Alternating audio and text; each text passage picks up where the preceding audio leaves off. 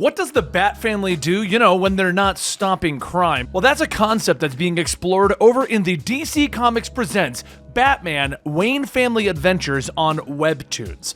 And today we're going to be covering chapters 3 through 10 to get you kind of caught up. But remember, you can read those over at Webtoons once a week, and I'll give you that link down below. But now you're probably wondering, where have I stumbled? Who is this guy with this incredibly sexy voice? Well, my name is Benny, and I run the Comicstorian channel, where we take many comic book storylines and single issues and trade paperbacks, and I break them down so that I can read them narratively and dramatically back to you, to give you a synopsis of the storyline so that you can then go get more context by reading it yourself or jump into the next issue and understand what just happened. We make alterations to the panels, text, and images to prevent copyright problems, and all the artwork is owned by its respective companies.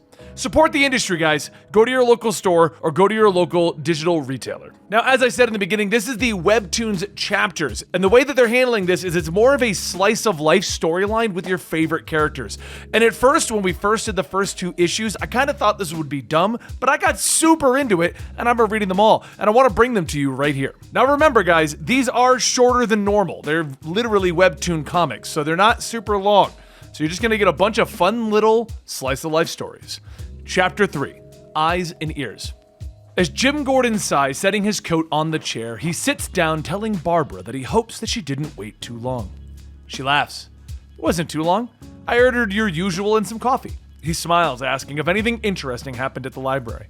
And Babs tells him no, just helped a kid with some reading.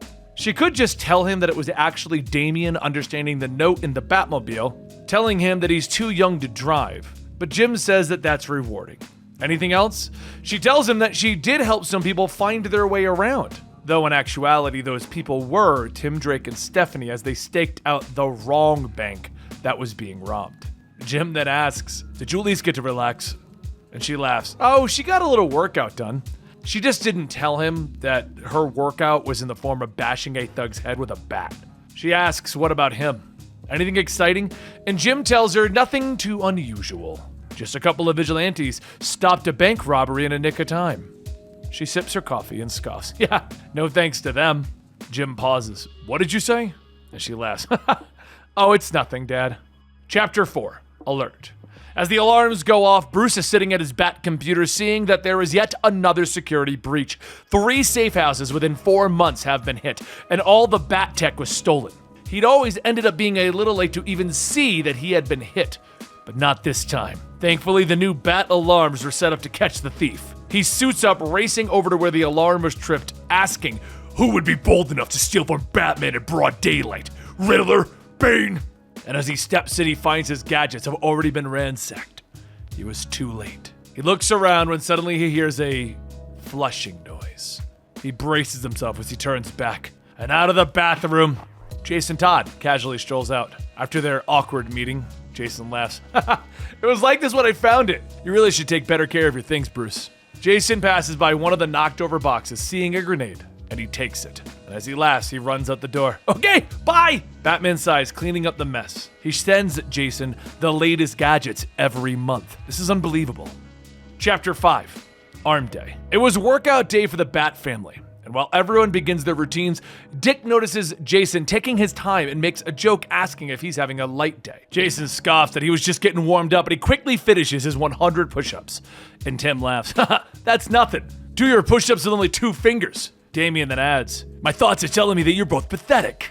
And he begins to do his push-ups as handstands. And finally, Dick tells him, no.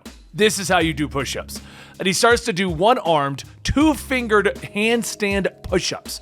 All 4 begin trying to up the next one of them, as Cassandra tells them that this is a very bad idea. Later that night, at dinner, everyone struggles to even lift their arms from how sore they've gotten from their workout. And while Cassandra casually eats her meal, she looks at everyone struggling to even lift their forks. Told you. Chapter 6, Favoritism. As Bruce relaxes in the library, he notices Dick walking by with a box, and he asks him what's in it. Dick tells him that there's a big sale at the Justice League store today. He figured he'd grab everyone something from their favorite heroes. Bruce smiles. That's nice of you. And then as Dick turns to leave, he notices the Superman hoodie that he was wearing. Bruce coughs. Superman, figures. Next, while working out, Bruce runs into Jason, who is sporting some Wonder Woman sweatpants. And later, Bruce goes over some new tech with Barbara and Duke when she sees that Babs is in a black canary shirt while Duke is wearing Flash sneakers. Bruce crumples his papers and Duke asks if everything's all right. Bruce tells him, "It's fine. Everything is fine." But the worst was at dinner, when he saw Stephanie Brown drinking out of a Green Arrow mug, and he slams his fist. "Really? Green Arrow?" Yeah, he is a Justice League member and fights crime without any powers. Batman turns furious. "That's what I do! Do you shoot arrows? Are you blonde?" Didn't think so. Later that night at the Watchtower, the Justice League gathers to go over their plans when Superman notices something. He whispers to Green Arrow asking, "Does Batman look broodier than usual?" And as everyone looks at Batman, Green Arrow tells him, "Nah, he seems normal to me." Chapter 7, Vigilante Bingo. Once everyone is assembled in the Batcave, Duke asks what is it all about. Tim grabs Duke, telling him that this is Duke's big milestone in Vigilante Bingo. He just sent a supervillain to Arkham by himself. Cassandra gives him a high five and Duke asks, "Wait, what's Vigilante Bingo?" "It's a little game that we play." Damian asks everyone to raise their hands if they started a superhero team. Everyone but Duke and Cassandra lift their hands. Next, Tim asks, "Everyone raise your hands if you've ever changed your hero name." Everyone but Duke raises their hands. Cassandra asks, "How about being trained by assassins?" Everyone but Duke and Dick raise their hands. Tim asks, "Wait, didn't you train with Deathstroke?" "I have no idea what that even means." Dick responds, coyly. Jason leans in and asks, "Okay, raise your hand if you've ever been murdered and brought back to life." Everyone starts to raise their hand, and Dick asks, "Wait, are we counting the crime syndicate thing?" Jason yells, "No!" And Tim tells him, "Yes." Duke then stares for a moment and asks, "Are you guys for real? I don't want to play this game." Dick laughs, telling him that there are fun ones too. Like, who here has played a trick on Batman in the field? Everyone begins to raise their hand, and Damian says, "Only because I was made an accomplice by Dick. Exchanging father's smoke bombs for glitter bombs was idiotic." And Duke laughs. "Haha, now that's the story I want to hear." Next, we have chapters 8, 9, and 10, Crush parts 1, 2, and 3. Duke used to think that being a superhero was just about the scariest thing you could do. That was until he saw Anna. As he stares from behind the school building, Dick sneaks up asking what is he looking at. And when he notices, he laughs, telling him, "Just ask her out." Duke yells at him, "No, maybe. But if I were to hypothetically ask her out, how should I do that, Dick?" Dick tells him, "Just ask if she wants to go to the movies or get some coffee. What's the worst that can happen? She tells you no?"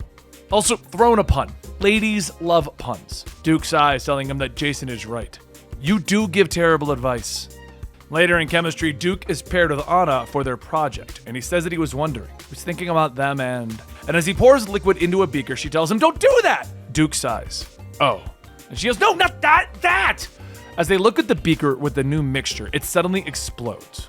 Later, outside of the school, Duke is sitting, stating that he should have never listened to Dick. And then Anna comes up. "Oh, hey, I was glad I could catch you before you left. I wanted to give you something." Duke asks her what is it, and Anna hands him a card telling him, "My number. In case you ever wanted to study or maybe go see a movie or something, unless you don't want to, that's fine too." He jumps up. "I'd love to see a movie with you or whatever." And she smiles, telling him, "Okay, we have a date then." Duke then stares at the card, giving a very triumphant, "Yes!" A little bit later, it was time to wind down from another workout at the Batcave when Stephanie notices Duke texting someone.